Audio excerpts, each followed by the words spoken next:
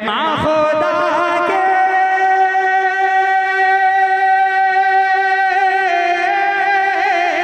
सुभान अल्लाह, माँ खुदा के अज़ीम रहमत है क्या। अरे माँ के कदमों के नीचे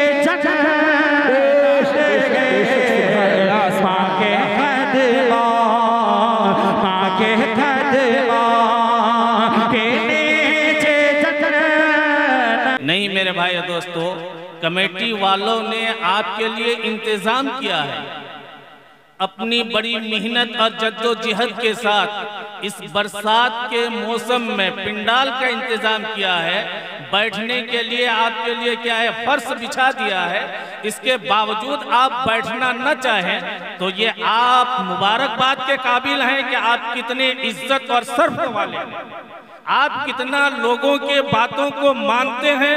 ये आपके जज्बात से हमें पता चलता है कि आपके अंदर मानने की खूबी कितनी है।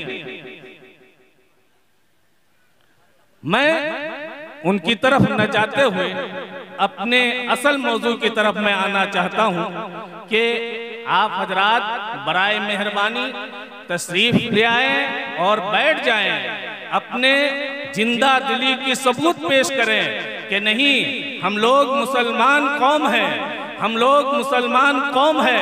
अगर एक बात कोई कह दे तो उसको मानने के लिए तैयार हो जाते हैं। इस मुसलमानी का सबूत आप दीजिए।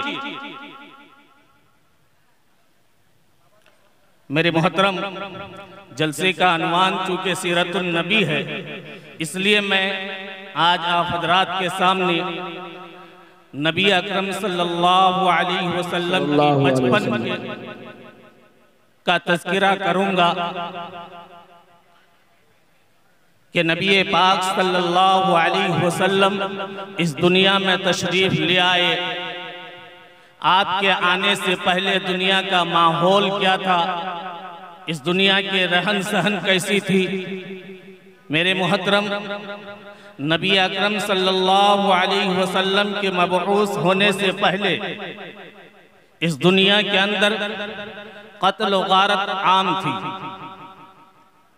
जुआबाजी, अय्यासी, नशाखोरी एक आम रिवाज था। एक इंसान को कत्ल करना उनके लिए मामूली बात थी। रास्ते में पड़े हुए खून को पाना और उसको चाट करके कसम खा लेना कि जब तक इस खून का बदला न ले लूं उस वक्त तक वापस न होऊंगा, अपने घर न जाऊंगा, यह आम रिवाज था।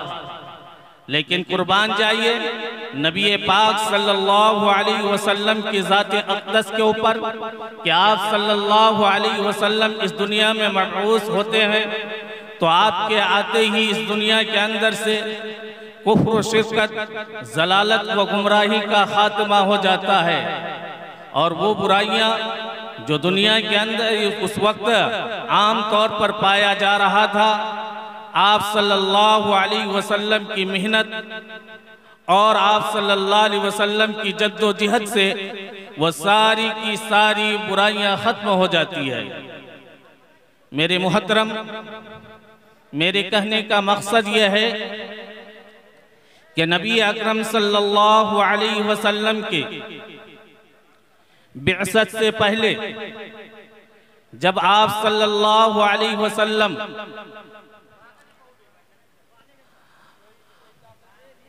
अपने मादरे सिकन के अंदर थे, ये इस बात की सबूत है कि हमारे नबी सल्लल्लाहु अलैहि वसल्लम जो इस दुनिया में तशरीफ लाने वाले हैं वो एक निराले हैं, दुनिया के अंदर निराले हैं। मेरे मोहतरम, नबी अकरम सल्लल्लाहु अलैहि वसल्लम इस दुनिया में मबऊस हुए। आपके पैदा होने से पहले आपके वालिद माजिद का इंतकाल हो चुका था। आप यतीम पैदा हुए, यतीम ही नहीं बल्कि दुर्रे यतीम पैदा हुए। आप पैदा हुए तो हजरत आमना रजी अल्लाह ताला अन्हा गम में डूब गई कि अगर आज अब्दुल्ला जिंदा होते तो मेरे बच्चे को उंगलियां पकड़ करके बाजारों में ले जाया करते, बक्के की गली कोचों के अंदर घुमाया करते। अगर आज अब्दुल्ला जिंदा होते तो मैं अब्दुल्ला अपने बेटे को कंधे में बैठा करके मक्का की सैर कराते और मैं अपने औलाद की इंतजार में रास्ता तकती। एक माँ थी जो गम में डूबी हुई थी, लेकिन अल्लाह तबारक व तआला की तरफ से ऐलान होता है कि आमना अगर आज अब्दुल्ला नहीं है तो कोई गम नहीं, इसका पालने वाला अल्लाह है। जब इसको सैर करने का दिल चाहेगा तो मैं इसको हतीम में बुला लूंगा, मेराज के अंदर बुला लूंगा और वहां मैं उनको सैर करा दूंगा। अलगर्ज नबी पाक सल्लल्लाहु अलैहि वसल्लम इस दुनिया में मबऊस हुए तो आप सल्लल्लाहु अलैहि वसल्लम के पैदा होते ही दुनिया के अंदर एक तरह का रंजो गम पैदा हो गया। आप सल्लल्लाहु अलैहि वसल्लम पैदा हुए तो आपके पैदा होते ही कैसर और किसरा के वो आतिश कदे, जो यूनान के आतिश कदे जो बरसों बुझता नहीं था, आपके पैदा होते ही वो आग एकदम बुझ गई।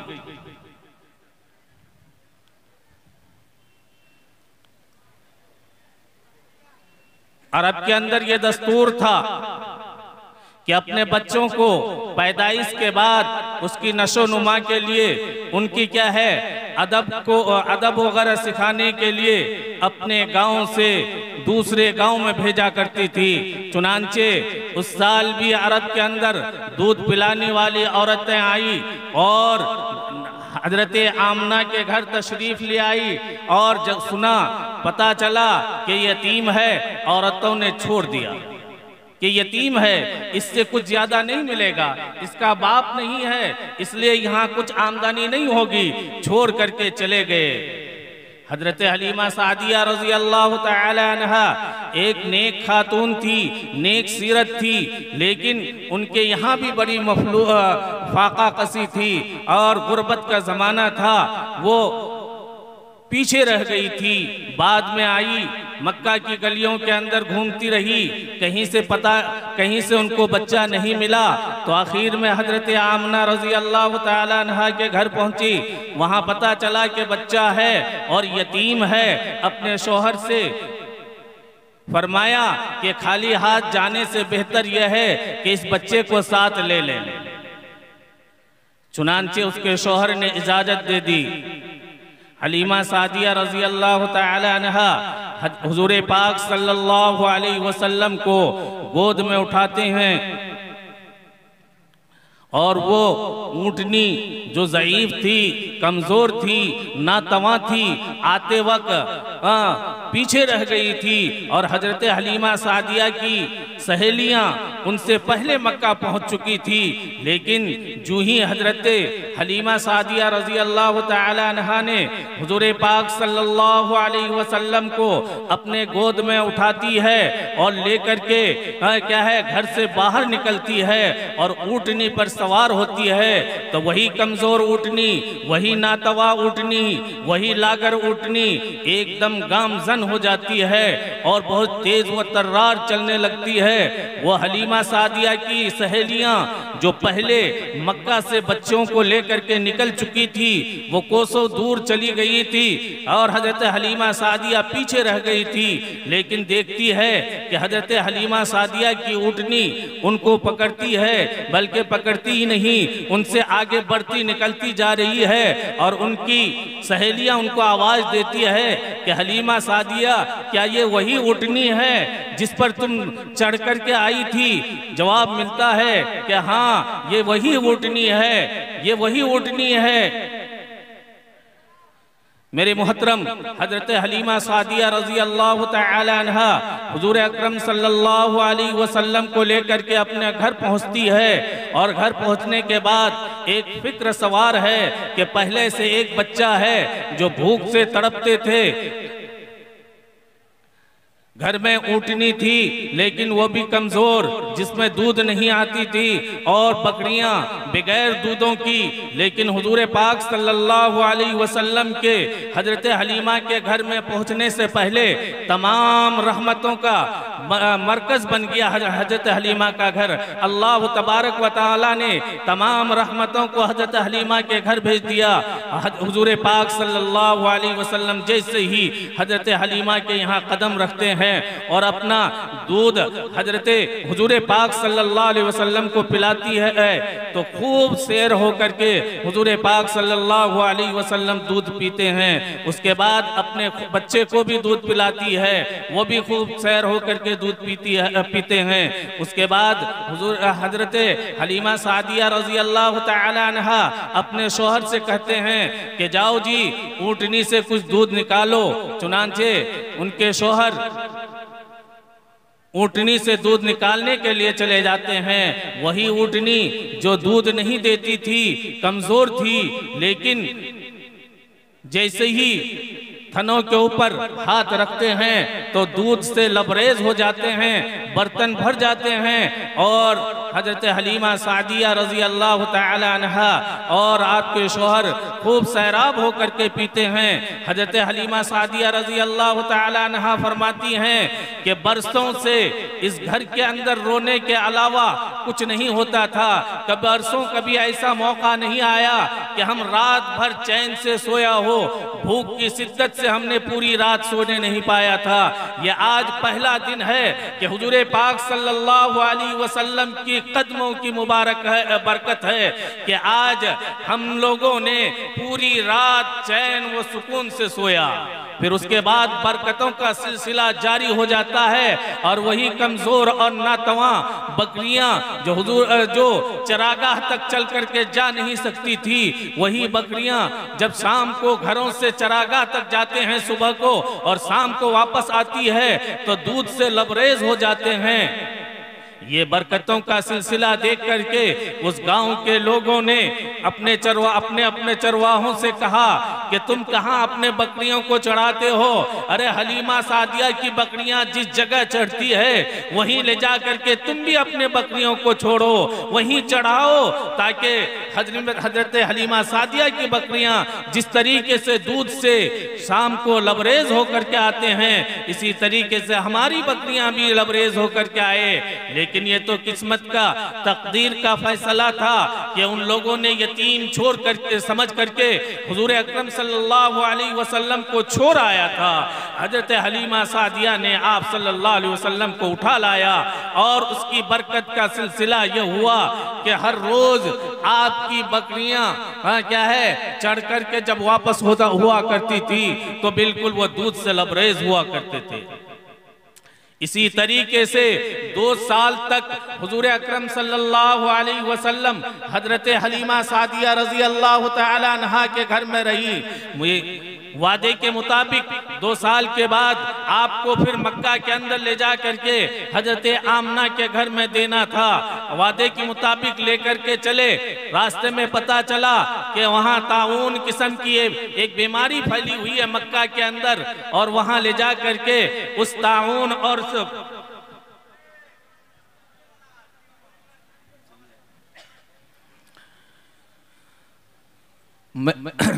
वहाँ वापस करना था, लेकिन ताऊन की बीमारी का बहाना करके वापस ले आ गए। मैं बात खत्म कर रहा हूं 2 मिनट के अंदर। फिर हुजूर पाक सल्लल्लाहु अलैहि वसल्लम 2 साल हजरत हलीमा सादिया के घर में और रहे। कितने साल रहे? अब 4 साल। 2 साल पहले, फिर बाद में आकर के 2 साल रहे, 4 साल। और इसी 4 साल की उम्र में जब आपके सोतेले आपके भाई बकरियां चराया जाया करते थे तो एक दिन हजरत हलीमा सादिया से जिद करने लगी कि मेरे भाई कहाँ जाते हैं, दिन भर वापस नहीं आता, शाम को वापस आते हैं, मैं भाई के साथ मैं भी जाना चाहता हूँ। चुनांचे बड़ी जिद और इसरार के बाद हजरत हलीमा सादिया रजी अल्लाह तआला अन्हा ने अपने बेटे के साथ नबी अकरम सल्लल्लाहु अलैहि वसल्लम को बकरियां चराने के लिए भेज दिए। और वहाँ फिर दो सफ़ेद पोश आदमी आते हैं और आप सल्लल्लाहु अलैहि वसल्लम को पकड़ते हैं और आपके सीने को क्या करते हैं, चाक करते हैं, इसमें से कुछ निकालते हैं। और आपके सौतेले भाई जो आपके साथ थे जब ये मंजर देखता है तो हुजूर पाक सल्लल्लाहु अलैहि वसल्लम को यूं ही छोड़ते हुए नंगे पांव दौड़ करके अपनी अम्मी के पास आते हैं और कहते हैं कि अम्मी अब्बा बड़ा गजब हो गया, मेरे भाई को किसी ने क्या कर दिया है, लिटा जमीन के ऊपर लिटा दिया है और आपके सीने को चाक कर दिया है, मैं यूं ही छोड़ करके चले आया। वो देखे सुन करके हजरत हलीमा सादिया और आपके शोहर दौड़ पड़ते हैं और जंगल में जा करके देखते हैं कि हुजूर पाक सल्लल्लाहु अलैहि वसल्लम का चेहरा बिल्कुल बदला हुआ है, चेहरे का रंग मुतगय्यर है और आप बैठे हुए हैं। चुनांचे हजरत हलीमा सादिया रजी अल्लाह ताला अन्हा हुजूर पाक सल्लल्लाहु अलैहि वसल्लम को फौरन गोद में उठा लेती है और कहती है कि बेटा क्या हो गया, क्या मामला हुआ। हुजूर पाक सल्लल्लाहु अलैहि वसल्लम फरमाते हैं कि दो सफ़ेद रूपोश आदमी यहाँ आए और मुझे पकड़ा और ज़मीन में लिटा दिया, मेरे सीने को चाक किया और इसमें से कुछ चीज़ ढूंढ करके निकाला और फिर बंद कर दिया। ये सरहे सदर है, पहली मर्तबा हुजूर पाक सल्लल्लाहु अलैहि वसल्लम के साथ पेश आया। और फिर हुजूर पाक सल्लल्लाहु अलैहि वसल्लम को हजरत हलीमा सादिया रजी अल्लाह तआला अन्हा अपने घर ले आ जाते हैं। अब डर है इस बात का कि इस दुर्रे यतीम की परवरिश का कि कहीं इसे कुछ तरह का कोई तकलीफ ना हो जाए, कुछ इसे परेशानी ना हो जाए, इसलिए 4 साल की मुद्दत हो जाते हैं। वह जैसे ही गुजरता है हजरत हलीमा सादिया रज़ी अल्लाह तआला अन्हा आपको लेकर के आपके वालदा मुबारका हजरत आमना रज़ी अल्लाह तआला अन्हा के सुपुर्द कर देते हैं। मैं यहीं तक अपने बात को ख़त्म करता हूँ, चूँकि मुझे हुक्म मिला है कि अपने बात को ख़त्म करें। इंशाअल्लाह फिर कभी मौका मिलेगा तो मैं आपको नबी पाक सल्लल्लाहु अलैहि वसल्लम की बचपन से लेकर के आपकी जवानी और आपके बुढ़ापे तक का क्या क्या हालात है, सारी चीज़ों को तफसील से कभी रखूँगा। अल्लाह पाक हम सबों को इन कही हुई बातों पर अमल करने की तौफीक अता फरमाए। व आखिर दावाना अल्हम्दुलिल्लाहि रब्बिल आलमीन।